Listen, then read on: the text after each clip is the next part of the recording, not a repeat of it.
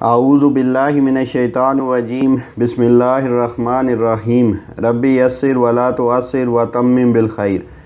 آج میں جس موضوع پر بات کروں گا وہ ہے پیسے کو گردش میں رہنے دو۔ ایک قصبے کے ہوٹل میں ایک سیاح داخل ہوا اور مالک سے اس کے ہوٹل کا بہترین کمرہ دکھانے کو کہا۔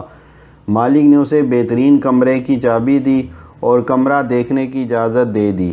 سیاح نے کاؤنٹر پر $100 کا نوٹ بطور ایڈوانس رکھا اور کمرہ دیکھنے چلا گیا۔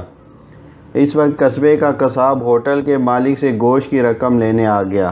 ہوٹل مالک نے وہی $100 اٹھا کر قصاب کو دے دیے، کیونکہ اسے امید تھی کہ سیاح کو کمرہ ضرور پسند آ جائے گا۔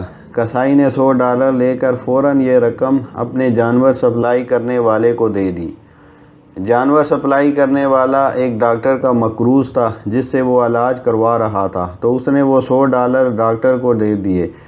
وہ ڈاکٹر کافی دنوں سے اسی ہوٹل کے ایک کمرے میں مقیم تھا، اس لیے اس نے یہی نوٹ ہوٹل کے مالک کو ادا کر دیا۔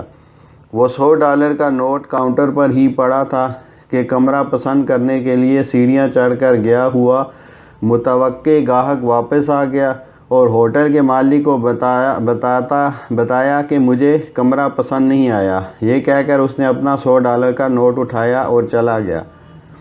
اکنامی کی اس کہانی میں نہ کسی نے کچھ کمایا اور نہ کسی نے کچھ خرچ کیا، لیکن جس قصبے میں سیاح یہ نوٹ لے کر آیا تھا اس قصبے کے کتنے ہی لوگ قرضے سے فارغ ہو گئے۔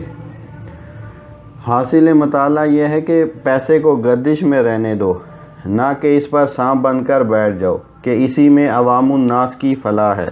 وما علینا الا